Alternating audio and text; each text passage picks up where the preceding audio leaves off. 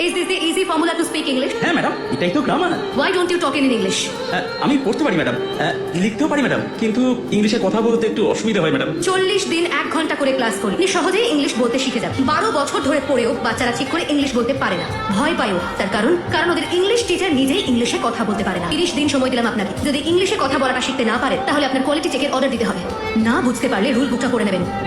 আমি 3টে প্রশ্ন করতে পারি স্যার? অবশ্যই ম্যাডাম। অঙ্কে সবচেয়ে গুরুত্বপূর্ণ কি? যোগ করা, বিয়োগ করা, ভাগ, গুণ করা, এসব নিয়েই তো অঙ্ক। এগুলো ছাড়া কম্পিউটার হয় না। রকেট লঞ্চ করা যায় কি? ঘড়ির কাঁটা অঙ্ক মেনেই চল। অঙ্ক ছাড়া বিজ্ঞান সম্ভব না। আগে আপনি নিজে শিখুন, তারপর না হয় বাচ্চাদের শেখাবেন। 1 মাস টিচাররা যদি নিজেদেরকে আপডেট না করে তাহলে তারা ছাত্রছাত্রীদের কি শেখাবে? আপনি বই পড়েও এক্সপেরিমেন্ট করতে পারছেন না, তাহলে আপনি বাচ্চাদেরকে বিজ্ঞানী কি করে বানাবেন? গুড মর্নিং ম্যাডাম, আমি পিটি করেছিলাম, নিজের ডিউটি করেছিলাম। 3টে প্রশ্ন করতে পারি আপনাকে?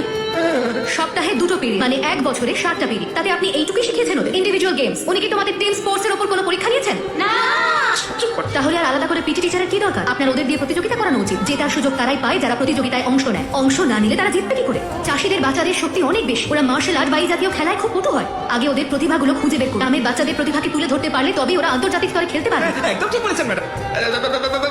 ম্যাডাম, আমি 1 মাসের মধ্যে সব শিখে নেবো, আর এদের সবাইকে আমি অলিম্পিকে পাঠাবো। প্লিজ আমাকে কোনো নোটিস ধরাবেন না, আসলে অনেকগুলো লোন নিয়ে ফেলেছি। যদি চাকরি বাঁচাতে চাইলে ভালো পারফরমেন্স দেখা।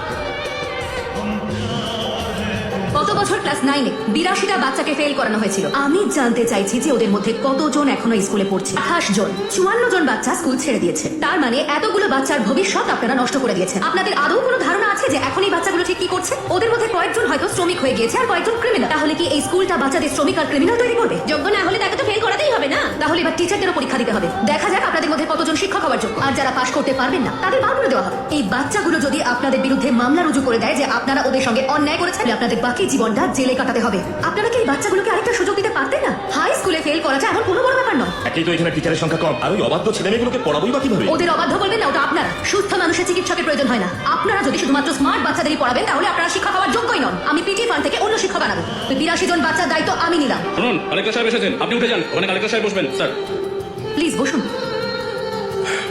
চা কফি কিছু তো আনান ম্যাডাম। চা কফি খাওয়ার জন্য সরকারের পক্ষ থেকে আমি টাকা পাই না, তবে দরকার পড়লে আমি খাওয়াতেই পারি। ইন্সপেকশনের জন্য এসেছি, আপনি আমাদের সঙ্গে আসুন। আপনি না জানিয়ে চলে এসেছেন। আসলে আমার একটু কাজ আছে। স্কুলে ক্লাস চলছে, ইন্সপেকশন করতেই পারেন। চিত্রা, কি হয়েছে গীতা? আজকে প্রিন্সিপাল কে? ক্যালভি ম্যাডাম। ওনাকে ডেকে দাও। ওকে গীতা। আপনি চেক করতে পারেন, উনি আপনার সঙ্গে যাবেন। a cube plus 2ab Good morning, plus b cube, সেখান থেকে যদি আমরা দাও তো, বলছি না সামনে। আপনারা এখানেই দাঁড়ান, বসুন। আপনি গীতা রান, খুবই স্ট্রিক্ট আপনি। আপনার স্কুলের ব্যাপারে আমার কাছে একগুচ্ছ অভিযোগ জমা পড়ে। অফিসারদের মেসেজ এসেছিল, তাই আমি নিজেই দেখতে চলে এলাম। চাকরির প্রথম দিকে আমিও আপনার মতোই ছিল, সেই জন্য আমার অনেকবার ট্রান্সফারও হয়েছে। নিজের খেয়াল রাখবেন। আপনি আমাদের বন্ধু, টিচার না, তাই তো? হ্যাঁ বললে তবেই ঠিক আছে, বলো এবার। একটা ছেলে আছে যে রোজ আমাদের বাসে স্কুলে আসে। ও একে দেখলেই রোজ মুচকি হাসে। ছেলেটাকে হাসতে দেখলে তোমার কেমন লাগে? দেখুন, ও কিন্তু হাসছে গীতা। মনের মধ্যে অদ্ভুত একটা অনুভূতি হয়, তাই না? খেতে ইচ্ছে করে না, পড়াশোনায় মন বসে না, কারণ হাসতে ইচ্ছে করে। তোমার বয়সে এটা খুবই স্বাভাবিক। জীবনটা খুব সুন্দর, বুঝেছো?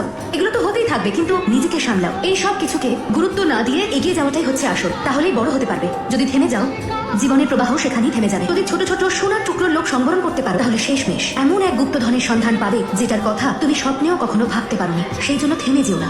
এই ধরনের জিনিসগুলোকে এড়িয়ে জীবনের পথে এগিয়ে যাও, তাহলেই উন্নতি করবে। বুঝলে ফারহানা? কাল থেকে আমি অন্য বাসে যাবো।